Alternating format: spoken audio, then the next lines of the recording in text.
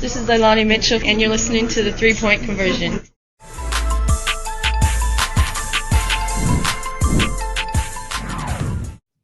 Very good to chat with you as always.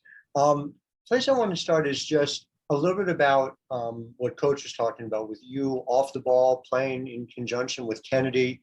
Obviously, it's something you had significant amount of success at, playing with Kelsey Plum early on in your career. You take me through sort of where your game is in terms of playing off the ball and how much you enjoy it.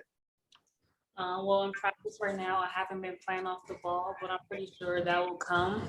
But I'm really excited to play off the ball. Like, that's something I've never really had to do since like my freshman year. But played with Kenny today, and we had great chemistry. So I mean, I'm really looking forward to that. Nia Sapp, go ahead. Hi, Ari. I wanted to ask you, what adjustments have you made, not just on the court, but off the court? What are you learning about yourself as you embark on your rookie season? Being a pro is definitely different from like, being in college and playing. I'm learning like that. I have so much free time, but like I'm still in school, so I'm still doing like classwork. But just, finding new hobbies. I don't really like to cook like that, but just finding ways, I'm starting to cook and just starting to read more. So I mean, that's that's what I've been learning more about myself. Like I have to read and just find new hobbies pretty much. B. Terrell, go ahead. Hey, Ari.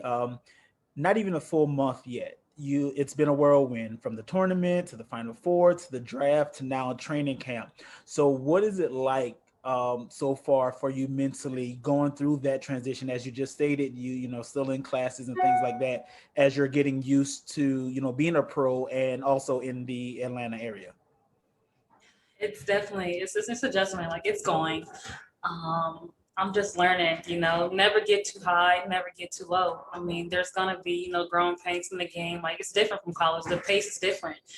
You're not, like, the best one on the team. Like, there's a lot of stars on the team. So, just, adjusting, really taking everything in from the vets, people who've been here, the more, players have experience. So I've just been listening to them and trying to just soak up everything, to pretty much be a sponge. Tim Doss, go ahead. Hi, Ari. On that point about learning, how important is it for you to have a defensive-minded guard like Odyssey there to learn from, since that's kind of your calling card? And what are you taking from her? Yeah, I'm honestly like, this is day 3, but I can honestly say like just going against Odyssey, like it'll make me better. Odyssey going against me, like make me better, and I'm just seeing how she plays. She's always vocal, always talking, always directing her teammates. So I'm really trying to become that vocal person for my team and also direct. So I'm really just watching her and see how she moves on the court. Raphael Haynes, go ahead. Hey, Ari, Raphael Haynes from the 3-Point Conversion. First, was it like going back to kindergarten as far as being excited, your first day of training camp on Sunday, and then, as you mentioned, playing with Odyssey, Kennedy, and even the other vets? What have you picked their brains about? Oh my gosh. Yeah, going into training camp, I was very excited, also a little nervous, but once after the first day, I was fine. Like, the jitters went away. I started to play, like myself, be more comfortable and stuff like that. And just playing with Odyssey, Courtney, Kennedy, like, I really been watching them, like how they move. They're always steady, always talking, always being vocal. It's really always communicating early, loud, and often. So I'm really just trying to pick up on that. Oh, Coward, go ahead. Hi, Ari. What are some of the best advice you received leading up to training camp, whether it be from a deal or your teammates or parents, and how has it served you so far in practice? Yes, so Coach Barnes told me before I even got here, she just said, hey, do you, and you'll be fine.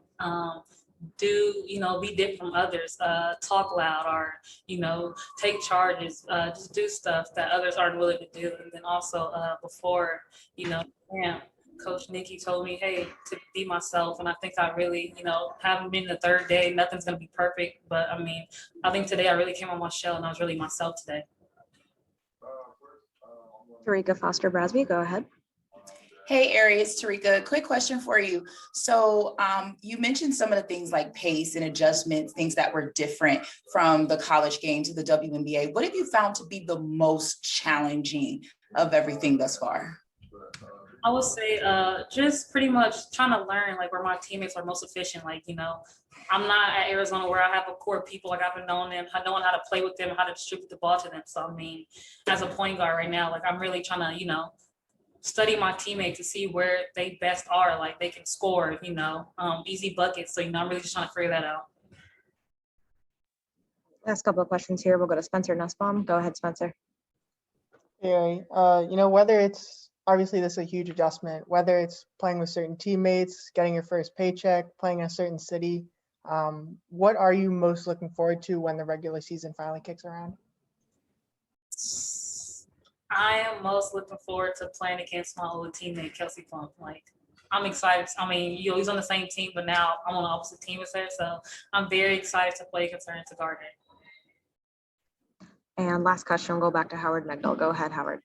It's two quick ones if I can. One is just, there's so much conversation that there's been about your size coming in. And I'm just wondering, you know, first couple of practices facing WNBA size players, how has it been? And then I just put follow up on something different.